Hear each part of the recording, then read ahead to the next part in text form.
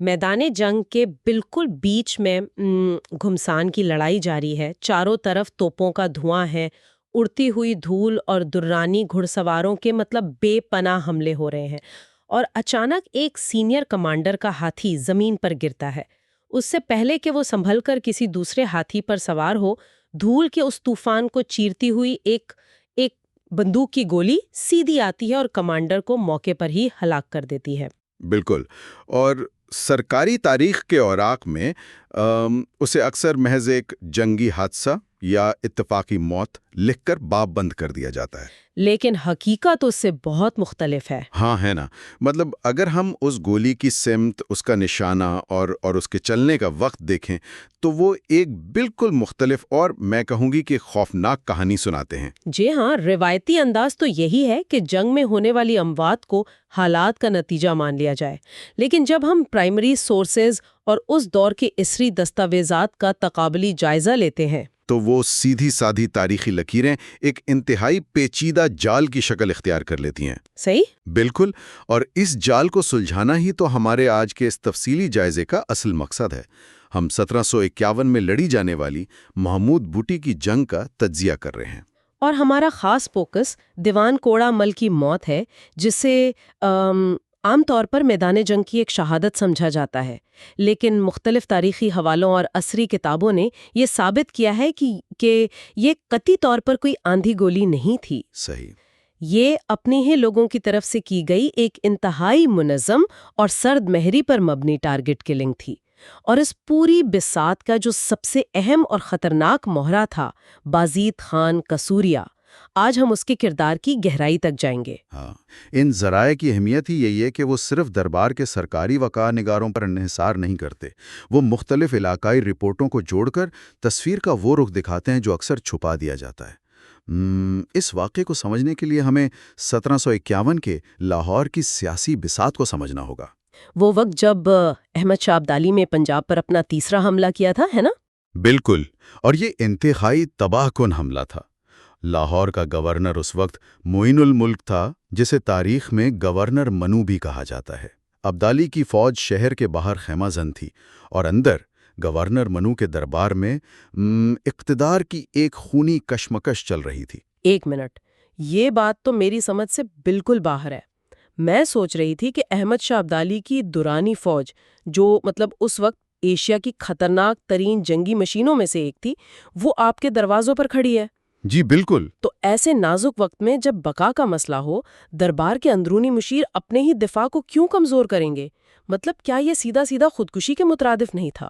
بظاہر تو یہ خودکشی ہی لگتی ہے، لیکن اگر ہم آدینہ بیگ خان، جو کہ دیوان کوڑا مل کا سب سے بڑا حریف تھا، اگر ہم اس کی نفسیات اور سیاسی عزائم کو دیکھیں تو بات بہت واضح ہو جاتی ہے۔ اچھا، تو آدینہ بیگ کا اصل مقصد کیا تھا؟ دیکھیں، آدینہ بیگ ایک انتہائی شاطر اور موقع پرست سیاستدان تھا۔ اس کا ہدف صرف یہ جنگ جیتنا نہیں تھا، بلکہ پنجاب کا بلا شرکت غیر حکمران بننا تھا، اور دیوان کوڑا مل گورنر منو کا سب سے قابل، ظریف اور وفادار مشیر تھا۔ تو اگر کوڑا مل اس جنگ میں ابدالی کو شکست دے دیتا تو ظاہر ہے اس کا قد اتنا بڑا ہو جاتا کہ آدینہ بیگ ہمیشہ کے لیے اس کے سائے میں دب جاتا۔ بالکل صحیح کہا آپ نے۔ آدینہ بیگ کے لیے ابدالی کی فتح اتنی خطرناک نہیں تھی جتنا کہ کوڑا مل کا زندہ اور فاتح رہنا۔ یعنی وہ اس اصول پر چل رہا تھا کہ دشمن کا طاقتور ہونا اتنا برا نہیں جتنا اپنے حریف کا کامیاب ہونا۔ اگر ہم اسے ایک جدید کارپوریٹ سازش کی مثال سے سمجھیں، ہاں، یہ ایک دلچسپ موازنہ ہوگا۔ جیسے فرض کریں ایک مینیجر کمپنی کے سب سے بڑے بحران کو بڑی ہوشیاری سے سنبھال رہا ہو، لیکن اس کا ایک اندرونی حریف جو اس کی کرسی پر نظریں جمائے بیٹھا ہے، وہ براہ راست مقابلہ کرنے کے بجائے کمپنی کے باس کے کان بھرنا شروع کر دے اور باس کو قائل کر لے کہ وہ اس قابل مینیجر کو ایک ایسی پالیسی اپنانے کا حکم دے جس کا ناکام ہونا یقینی ہو۔ یہ موازنہ واقعی صورتحال کی سیاسی کشمکش کو بہت خوبی سے بیان کرتا ہے، اور محمود بوٹی کے میدان میں بالکل ایسا ہی ہوا۔ دیوان کوڑا مل کوئی عام جرنیل نہیں تھا، اس نے لاہور کے مضافات میں باقاعدہ خندقیں کھدوا کر ایک انتہائی مضبوط دفاعی لائن بنائی تھی، جو کہ ایک بہت ہی شاندار حکمت عملی تھی۔ بالکل، کیونکہ وہ جانتا تھا کہ درانی فوج کی اصل طاقت ان کے تیز رفتار گھڑ سوار ہیں۔ خندقوں کے اندر رہتے ہوئے درانی کیولری ان پر ویسا حملہ نہیں کر سکتی تھی۔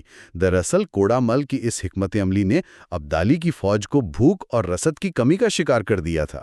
تو پھر ایک سوال ذہن میں آتا ہے، اگر کوڑا ملک کا دفاع اتنا ہی ناقابل تسخیر تھا اور درانی فوج فاقوں کا شکار ہو رہی تھی، تو پھر خندقوں سے باہر نکلنے کی ضرورت ہی کیا تھی؟ انہیں تو بس وہاں سکون سے بیٹھ کر دشمن کے کمزور ہونے کا انتظار کرنا تھا نا؟ یہیں پر تو آدینہ بیگ نے اپنی سب سے مہلک چال چلی۔ اس نے میدان جنگ میں کوڑا مل سے لڑنے کے بجائے دربار میں گورنر منو کی نفسیاتی کمزوریوں کو نشانہ بنایا۔ وہ کیسے؟ گورنر منو ایک انتہائی بے صبر انسان تھا۔ آدینہ بیگ نے اسے یقین دلایا کہ خندقوں میں چھپ کر بیٹھنا بزدلی ہے اور اس سے ہماری سلطنت کی بدنامی ہو رہی ہے۔ اس نے گورنر کو قائل کر لیا کہ ابدالی کی فوج اب کمزور پڑ چکی ہے اور بس یہی وقت ہے کہ دیوان کوڑا ملک کو خندقوں سے باہر نکل کر کھلے حملے کا حکم دیا جائے۔ ارے واہ! اور ظاہر ہے 18ویں صدی کے کمانڈ سٹرکچر میں گورنر کا حکم تو حتمی ہوتا تھا۔ دیوان کوڑا مل لاکھ سمجھدار سہی، لیکن وہ اپنے ہی گورنر کے سری حکم کی خلاف ورزی تو نہیں کر سکتا تھا نا؟ بالکل نہیں کر سکتا تھا، اور اسی لیے دیوان کوڑا مل نے اس حکم کی شدید مخالفت کی، لیکن بالآخر اسے تعمیل کرنی پڑی۔ اس کا مطلب تھا کہ اسے شعوری طور پر اپنی فوج کو ایک محفوظ پناہ گاہ سے نکال کر موت کے منہ میں دھکیلنا پڑا، جو کہ ایک تباہ کن فیصلہ ثابت ہوا۔ 100%۔ جیسے ہی اس کی فوج نے پوزیشن تبدیل کرنے کے لیے خندقوں سے باہر قدم نکالا، کوڑا مل کی پیشگوئی ہر بحرف درست ثابت ہو گئی۔ درانی فوج جو بظاہر کمزور لگ رہی تھی، انہوں نے اپنی بھاری توپوں اور زمبورک یعنی اونٹوں پر لدی ہلکی توپوں کے ساتھ ایک انتہائی تباہ کن جوابی حملہ کیا، اور پلک جھپکتے ہی کوڑا مل کی صفوں میں افراتفری مچ گئی۔ اب اگر ہم اس منظر کو ذہن میں لائیں، ایک طرف دشمن کا شدید حملہ ہے، دوسری طرف اپنی ہی فوج میں بھگدڑ مچ رہی ہے، اور اس سب کے بیچ دیوان کوڑا مل انتہائی بہادری سے حالات کو سنبھالنے کی کوشش کر رہا ہے۔ بالکل، وہ اپنے ہاتھی پر سوار تھا اور فوجیوں کو دوبارہ منظم کرنے کے احکامات دے رہا تھا۔ حادثہ پیش آتا ہے، اس کا ہاتھی کسی طرح زمین پر گر جاتا ہے۔ اس واقعے کو پڑھتے ہوئے میرے ذہن میں ایک ٹیکنیکل سوال ابھرتا ہے۔ جی پوچھیے۔ ہم سمجھتے ہیں کہ کمانڈر کا گرنا ایک مسئلہ تو ہے، لیکن کیا صرف ایک ہاتھی کے گرنے سے کوئی اتنا تجربہ کار کمانڈر اس قدر مفلوج ہو سکتا ہے کہ پوری جنگ کا نقشہ ہی بدل جائے؟ یہ ایک بہت ہی بنیادی نکتہ ہے جسے سمجھنا ضروری ہے۔ دیکھیں، 18ویں صدی کی جنگوں میں ہاتھی صرف ایک سواری نہیں تھا۔ ہاتھی پر رکھا ہوا ہودہ دراصل ایک موبائل کمانڈ اور کمیونیکیشن سینٹر ہوتا تھا۔ اچھا۔ کیونکہ اس وقت کوئی وائرلیس یا ریڈیو تو تھا نہیں۔ بالکل۔ فوج کے مختلف حصوں تک پیغام رسانی بڑے بڑے جھنڈوں اور ہاتھی پر بجنے والے نکاروں کے ذریعے کی جاتی تھی۔ تو جب کمانڈر کا ہاتھی اچانک زمین پر گرتا ہے تو وہ جھنڈے نظر آنا بند ہو جاتے ہیں اور نکاروں کی آواز خاموش ہو جاتی ہے۔ یعنی فوج کا پورا کمیونیکیشن گریڈ ایک سیکنڈ میں مکمل طور پر آف لائن ہو گیا۔ بالکل ایسا ہی ہے، اور جب ہزاروں فوجیوں کو اپنا کمانڈر اور اس کے جھنڈے نظر آنا بند ہو جاتے ہیں تو میدان جنگ میں افواہ پھیل جاتی ہے کہ کمانڈر مارا گیا۔ اس سے ایک ایسا نفسیاتی دباؤ پڑتا ہے کہ فوج لڑنے کے بجائے جان بچا کر بھاگنے لگتی ہے۔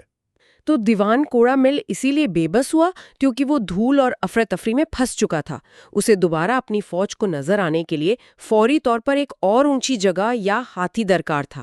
بالکل درست، اور یہاں آدینہ بیگ کا کردار ایک بار پھر نمایاں ہوتا ہے۔ آدینہ بیگ اپنے دستوں کے ساتھ ایک محفوظ فاصلے پر موجود تھا اور یہ سب تباہی اپنی آنکھوں سے دیکھ رہا تھا۔ لیکن اس نے کوڑا مل کی مدد کے لیے ایک سپاہی بھی آگے نہیں بڑھایا۔ اس کی یہ خاموشی اور بے حسی تو صاف ثابت کرتی ہے کہ وہ کسی ہنگامی صورتحال کا نہیں بلکہ اس مخصوص لمحے کا انتظار کر رہا تھا۔ آدینہ بیگ کی خاموشی اس بات کی واضح دلیل تھی کہ خندقوں سے باہر نکلنے کا مشورہ کسی عسکری حکمت عملی کا حصہ نہیں تھا بلکہ ایک سوچی سمجھی سازش تھی۔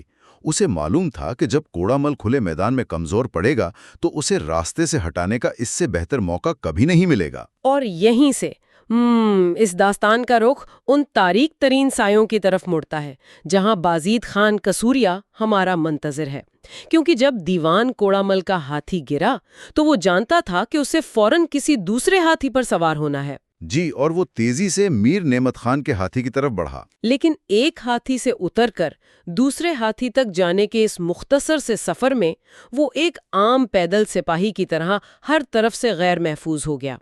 اور یہی وہ سیکنڈ تھا، مطلب یہی وہ لمحہ تھا جس کے لیے یہ ساری بساط بچھائی گئی تھی۔ اور ادینہ بیگ نے ایک اشارہ دیا۔ یہ اشارہ محض ہاتھ کا کوئی عام اشارہ نہیں تھا، یہ اس بات کا سگنل تھا کہ شکار اب مکمل طور پر نشانے پر ہے، اور اس اشارے کو سمجھنے اور اس پر عمل کرنے کے لیے جس شخص کا انتخاب کیا گیا تھا وہ بازید خان قصوریہ تھا۔ اب ہم اس گہرے تجزیے کے سب سے اہم حصے پر آتے ہیں، مطلب یہ بازید خان قصوریہ تھا کون؟ تاریخ کے بڑے ناموں میں یہ نام اکثر چھپ جاتا ہے، لیکن اس ایک دن یہ شخص توری سلطنت کی تقدیر کا فیصلہ کرنے والا تھا۔ جی، بازید خان قصوریہ کی شمولیت ہی اس سازش کا ماسٹر سٹروک تھی۔ ہمیں اس کی اہمیت سمجھنے کے لیے اس دور کی ڈیموگرافی کو دیکھنا ہوگا۔ تو وہ قصور کا رہنے والا ایک پٹھانیہ افغان جنگجو تھا، ہے نا، جسے آدینہ بیگ نے اس کام کے لیے ملایا ہوا تھا۔ بالکل، قصور اس وقت پنجاب میں افغانوں کی ایک بہت بڑی اور خود مختار بستی تھی، اور درانی بھی افغان تھے۔ آدینہ بیگ کو ایسے شخص کی ضرورت تھی جو اگر میدان جنگ میں پکڑا بھی جائے یا دیکھا بھی جائے تو لوگ اسے درانی فوج کا کوئی حملہ سمجھیں۔ ارے واہ، یہ تو بہت ہی گہری چال تھی۔ ہاں، قصوریہ ظاہری شکل و صورت، لباس اور زبان میں دورانیوں جیسا ہی تھا، لیکن اس کی وفاداری آدینہ بیگ نے خرید رکھی تھی۔ وہ ایک بہترین پروکسی تھا۔ یہ کتنا خوفناک تصور ہے اگر آپ سوچیں۔ چاروں طرف موت کا کھیل جاری ہے، توپیں آگ اگل رہی ہیں، گھوڑے ہنہنا رہے ہیں، سپاہی ایک دوسرے کا خون بہا رہے ہیں، لیکن بازید خان قصوریہ ان سب چیزوں سے بے نیاز ہے۔ جی، وہ تو اپنا مشن پورا کرنے آیا تھا۔ ہاں، مطلب وہ اس جنگ کا حصہ ہے ہی نہیں۔ اس کی آنکھیں، اس کی پوری توجہ صرف ایک شخص پر مرکوز ہے، دیوان کوڑا مل۔ وہ اس 18ویں صدی کے میدان جنگ میں ایک جدید ٹارگٹ کلر یا سنائپر کا کردار ادا کر رہا ہے۔ جیسے ہی اسے اشارہ ملتا ہے وہ اپنی بندوق کا رخ دیوان کی طرف کرتا ہے اور فائر کر دیتا ہے۔ یہاں نا ایک تکنیکی نکتہ سمجھنے والا ہے جس سے اس سازش کی گہرائی کا اندازہ ہوتا ہے۔ 18ویں صدی کی جو سموتھ بور مسکٹ تھی، یعنی توڑے دار بندوق، وہ کوئی آج کی سنائپر رائفل تو تھی نہیں۔ ہاں، ظاہری بات ہے، اس میں کوئی اسکوپ یا جدید ٹیکنالوجی تو نہیں تھی۔ بالکل، اس کی نالی کے اندر چوڑیاں یعنی رائفلنگ نہیں ہوتی تھیں۔ اس میں جو گولا یا گولی ڈالی جاتی تھی وہ نالی کے قطر سے تھوڑی چھوٹی ہوتی تھی، تو جب فائر ہوتا تھا گولی نالی کے اندر ٹکراتی ہی باہر نکلتی تھی۔ جس کی وجہ سے اس کی سمت کا درست اندازہ لگانا تو تقریباً ناممکن ہوتا ہوگا۔ بالکل ناممکن۔ 50 گز کے فاصلے کے بعد تو یہ بندوقیں بالکل غیر مؤثر ہو جاتی تھی۔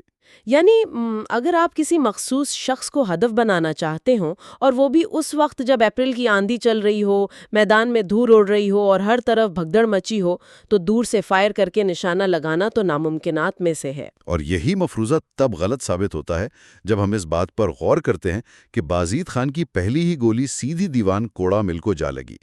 اس کا عسکری اور تکنیکی مطلب صرف اور صرف ایک ہی نکلتا ہے۔ اور وہ کیا؟ وہ یہ کہ بازید خان قصوریہ دور کھڑا کوئی عام سپاہی نہیں تھا، وہ انتہائی قریب تھا، شاید کوڑا مل کے بالکل اندرونی حفاظتی دائرے کے اندر موجود تھا۔ اوہ، مطلب وہ اس دھول اور افراتفری کے بیچ درانی حملہ آور کے بھیس میں کوڑا مل تک پہنچ چکا تھا۔ جی ہاں، اور اس نے بالکل قریب سے ایک ایسا فائر کیا جس کے خطا ہونے کی کوئی گنجائش ہی نہیں تھی۔ یہ واقعی اس تجزیے کا سب سے چونکا دینے والا پہلو ہے۔ وہ گولی ایک اندھے اتفاق کا نتیجہ ہو ہی نہیں سکتی۔ اس کا مطلب ہے کہ ادینہ بیگ نے نہ صرف کوڑا مل کو خندق سے باہر نکلوایا، نہ صرف مدد روکی، بلکہ اس نے اپنا ایک قاتل کوڑا مل کے اتنے قریب کھڑا کر رکھا تھا کہ وہ موقع ملتے ہی اپنا کام دکھا سکے۔ بالکل، اور ایک گولی چلی اور دیوان کوڑا مل، جو پنجاب کی تاریخ کا ایک انتہائی زرک اور بہادر جرنیل تھا، وہیں ڈھیر ہو گیا، اور اس ایک گولی کے ساتھ ہی جنگ کا فیصلہ بھی ہو گیا۔ واقعی بازید خان قصوریہ کا کردار ہمیں تاریخ کی ایک بہت تلخ حقیقت سے روشناس کرواتا ہے کہ بڑی بڑی جنگیں ہمیشہ عظیم الشان حکمت عملی یا ہزاروں کی فوج سے نہیں جیتی جاتی۔ ہاں، بعض اوقات تاریخ کا دارہ اس اکیلے نشانہ باز کی انگلی پر کھڑا ہوتا ہے جو سائے میں چھپ کے ٹریگر دباتا ہے۔ بالکل. آدینہ بیگ یقیناً اس پوری سازش کا معمار تھا، لیکن اس کے اس خونی نقشے میں رنگ بازید خان قصوریہ کی اسی ایک گولی نے بھرے. اور اس گولی کے چلنے کے بعد میدان جنگ کا جو منظر سامنے آتا ہے نا، وہ اس قدر لرزہ خیز ہے کہ انسانی سفاکیت کی انتہا معلوم ہوتا ہے. ہاں، وہ کٹا ہوا سر دیوان کوڑا میل زمین پر بے جان گر چکا تھا، اور اسے پہلے کہ اس کے اپنے سپاہی اس کی لاش کو سنبھال پاتے، ایک دورانی سپاہی تیزی سے آگے بڑھا. اس نے اپنی تلوار سے دیوان کوڑا میل کا سر تن سے جدا کیا اور اسے ایک جنگی ٹرافی کی طرح اپنے ساتھ لے گیا. یہ عمل محض ایک لاش کی بے حرمتی نہیں تھی، بلکہ یہ نفسیاتی جنگ کا آخری اور سب سے کاری وار تھا. جب گورنر منو کی فوج نے اپنے سب سے قابل اعتماد جنرل کا کٹا ہوا سر دشمن کے ہاتھوں میں دیکھا تو ان کے اندر مزاحمت کی آخری چنگاری بھی بجھ گئی. ہاں، یہ ایک کلاسک ڈومینو ایفیکٹ تھا. اس ایک قتل نے پوری سلطنت کی جڑیں ہلا کر رکھ دیں. وہ فوج جس نے خندقوں میں دورانیوں کو بھوکا مار دیا تھا، اب کھلے میدان میں مکمل طور پر بکھر گئی. جی، اور تھوڑی دیر کی غیر منظم مزاحمت کے بعد دفاعی لائنیں ٹوٹ گئیں. فوجیوں نے ہتھیار ڈال دیے یا بھاگ نکلے، اور اس سب کا حتمی نتیجہ یہ نکلا کہ خود گورنر منو کو درانی فوج نے حراست میں لے لیا. اور یہی وہ مقام ہے جہاں ادینہ بیگ کی سازش کی پوری قیمت پنجاب کے عوام کو چکانا پڑی. گورنر منو کو احمد شاہ ابدالی کی شرائط ماننی پڑی، اسے ایک بھاری تاوان ادا کرنا پڑا، اور عملی طور پر وہ مغل سلطنت کے بجائے درانی سلطنت کا باجگزار بن گیا. بالکل. ادینہ بیگ کی ذاتی حسد اور بازید خان قصوریہ کی اس ایک گولی نے اپنے ہی دفاعی قلعے کو اندر سے توڑ کر دشمن کو فتح ایک سجی ہوئی تشتری میں رکھ کر پیش کر دی. یہ تفصیلات جاننے کے بعد محمود بوٹی کی جنگ کی وہ سیدھی سادی کہانی جو ہم نصابی کتابوں میں پڑھتے ہیں کہ گورنر منو کی فوج کو درانیوں کے ہاتھوں شکست ہوئی اور دیوان کوڑا مل مارا گیا، مطلب یہ کتنی ادھوری اور کھوکھلی لگتی ہے. جی، یہ محض دو فوجوں کے ٹکراؤ کی تاریخ نہیں ہے. جب ہم مختلف مستند تاریخی حوالوں کے عدسے سے اس کا باریک بینی سے جائزہ لیتے ہیں تو یہ ایک انتہائی گھناؤنے دھوکے، ذاتی مفادات اور بازید خان قصوریہ جیسے چھپے ہوئے قاتل کی اندھوناک داستان بن کر سامنے آتی ہے. اور اس داستان کا سب سے بڑا سبق یہ ہے کہ بیرونی دشمن چاہے کتنا ہی طاقتور کیوں نہ ہو، وہ آپ کی صفوں کو تب تک نہیں توڑ سکتا جب تک کہ آپ کے اندر کوئی آدینہ بیگ اسے راستہ نہ دکھائے. بالکل صحیح کہا آپ نے. اندرونی سازشیں اور اپنوں کی غداری اکثر بیرونی توپوں سے زیادہ تباہ کن ہوتی ہیں. بالکل. اور اس تاریخی غوطہ زنی کے بعد اب ہم اس مقام پر ہے جہاں ایک بہت گہرا اور شاید تاریخ کے طالب علموں کے لیے تھوڑا پریشان کن سوال ابھرتا ہے. وہ کیا؟ جب بھی ہم تاریخ کی ضخیم کتابوں میں کسی عظیم سلطنت کے زوال، کسی قلعے کے اچانک گرنے یا کسی غیر متوقع شکست کی کہانیاں پڑھتے ہیں اور تاریخ دان بڑی آسانی سے اس زوال کو جنگ کی افراتفری یا حالات کے جبر کا نام دے دیتے ہیں، تو کیا ہمیں وہیں رک کر اس بیانیے پر سوال نہیں اٹھانا چاہیے؟ یہ ایک بہت اہم سوچ ہے. ہاں، مطلب کیا ہمیں یہ نہیں سوچنا چاہیے کہ اس گرد آلود میدان جنگ اور ان الجھی ہوئی صفوں کے پیچھے تاریخ کے تاریک سایوں میں چھپا کوئی بازید خان قصوریہ اور اس کی ڈوریاں ہلانے والا کوئی آدینہ بیگ کسی بہت بڑی اندھے کی سازش کی تکمیل تو نہیں کر رہے تھے؟ بالکل. کیا واقعی تاریخ کا اصل سچ ہمیشہ ان فیصلہ سازوں کے پاس ہوتا ہے جو کبھی منظر عام پر نہیں آتے اور اندھیرے میں بیٹھ کر محض ایک گولی سے پوری دنیا کی تاریخ کا رخ موڑ دیتے ہیں؟ سننے والوں، یہ ایک ایسا سوال ہے جو شاید تاریخ کے ہر واقعے کو دیکھنے کا ہمارا نظریہ ہمیشہ کے لیے بدل دے. آج کے اس تفصیلی جائزے میں بس اتنا ہی.